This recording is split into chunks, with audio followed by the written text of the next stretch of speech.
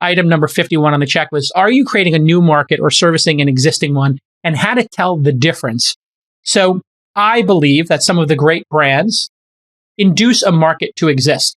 They create a new behavior in the world. So if we look at something like Spotify and Calm, just, I'm an investor in Calm, obviously, but not an investor, but do love Spotify.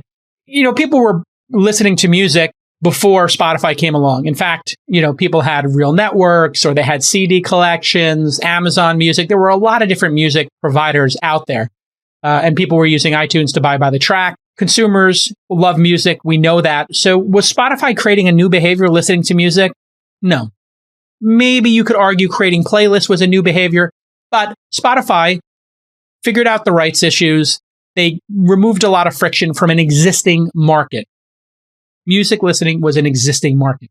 So they were going to compete with that existing market. That means they were going to go head to head with people buying individual tracks on iTunes, which of course was competing against CDs before it. So that was the way the market sort of played out in music. You had CDs, which were printing money for the industry. Then you had single tracks buying, particular songs on iTunes for 99 cents. That was a bit of a disaster for the music industry because, people went from spending 12 to 15 bucks on a CD to just, sniping the top 2 tracks that they wanted to listen to over and over again. And artists hated it. Now you go back to Spotify, massive consumption, and arguably people are listening to more music than they ever had. Now for Calm, what was the market for a meditation app before Calm existed? And Headspace, their competitor. There really was no market for it. Meditation was this weird thing you did if you lived in Santa Monica, and like some churches and basements or rec centers or a yoga studio on the weekends might have 1 or 2 meditation classes, or there were, $5,000, courses you could take. It wasn't something that was in the general perception of the public. And sure, you could find on YouTube or, iTunes Education had some select MP3s here or there you could go find, but there wasn't a Netflix, a subscription, Spotify of meditation. So they basically created the category. People didn't know they needed it. They got it. They had more equanimity, reduced anxiety, reduced depression, more focus, more joy in their life. And then they added sleep, and people got to sleep better. All the great things that Calm and their contemporaries did. So they induced a new market. I would argue that if you look at Uber, Airbnb, they also induced markets. Airbnb, I remember in the early days, I've told the story before, I had one of the producers on the show say they were going to Japan. And I was like, oh, wow. I know what the producer was getting paid back then. It wasn't a lot of money. I was like, wow, Japan's super expensive. Like, I have to plan my trip there and think about what I'm going to spend. And she's like, yeah, I got a room in Kyoto for $40 a night. And I'm going to go there for the first 6 nights. And then I was like, sorry, $40? Like, that's what you spend on lunch. And she's like, oh, no, it includes breakfast. And I was like, okay, wow. Airbnb, I believe, yes, it competed with hotels, but hotels continue to do well. So I think what they did is induced people to take longer trips, more trips, and maybe trips they wouldn't otherwise have taken. So I think it did both. And clearly, the numbers show that. The only people who really, I think, lost out with Airbnb were the 2-star, 3-star hotels. In other words, the really cheap hotels that weren't a great experience. And you're like, I don't really want to stay at this hotel. It's like $89 or $125. I remember staying at those with Brian Alvey back when I was broke and we were trying to get things going. And I was $20K in debt with Weblogs Inc. And we would literally get whatever the cheapest place was, $99 in a city. And we get a double room. And the 2 of us would stay in the room together because we couldn't afford 2 rooms. It's $99. It's big money. So Airbnb then became an option shortly after that. And obviously Uber, people started taking more rides. They would go out more often. So in LA, we saw this. People wouldn't go out to dinner or drinking because they didn't want to drive drunk. So there was a lot of, stay-at-home culture. I think it did induce more people to go out during that time pre-pandemic. Okay.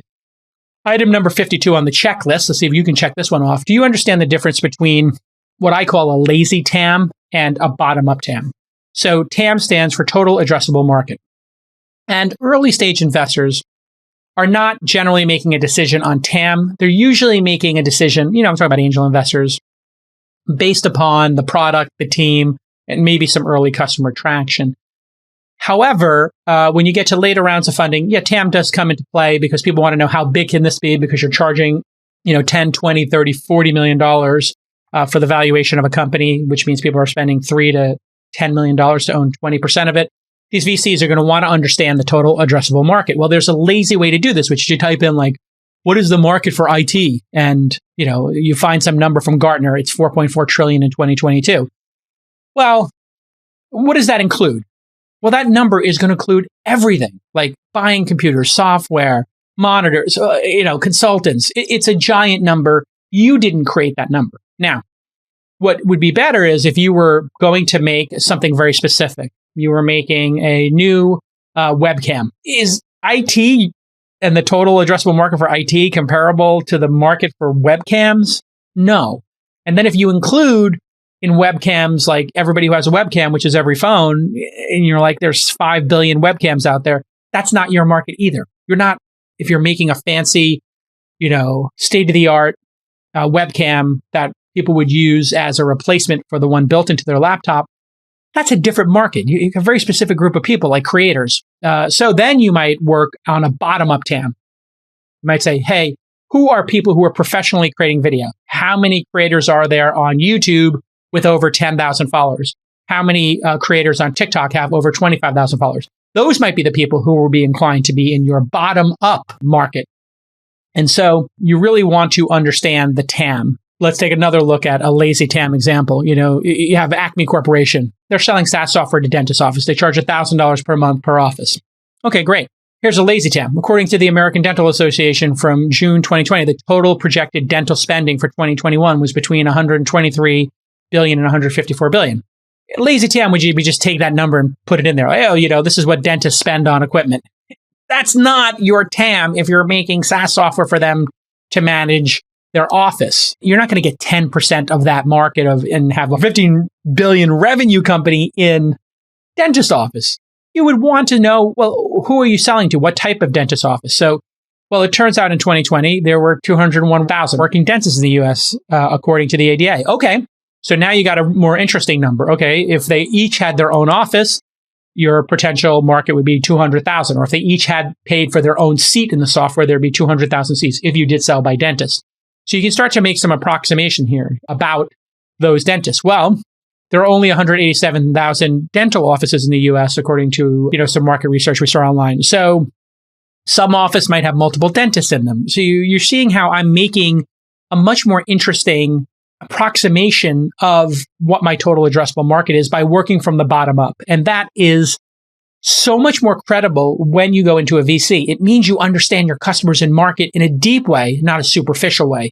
Instead of being lazy, you're being thoughtful. With investors, thoughtful people who are of action are so much more attractive. Oh, you get stuff done, you take action, and in fact, doing a bottom-up TAM puts you in the bucket of taking action. You didn't just take the easy way out and grab a number. When I see that, I just think, this person's lazy. They just spent the least amount of time on the slide or thinking about their market. Now, let's say you capture 10% of the market of the number of dentists, dental offices out there. Well, $1,000 a month times 18,000 or so dental offices, $224 million a year in revenue, right? It's pretty great. You're making a real business. That's a great business. Just thinking about it right now, somebody build, SaaS software for dental offices or tell me, what's the state of the art there. Seems like a pretty viable market. Getting 10% of it equals 200 million a year. Pretty great market. So doing a bottom-up TAM is just going to make you so much more credible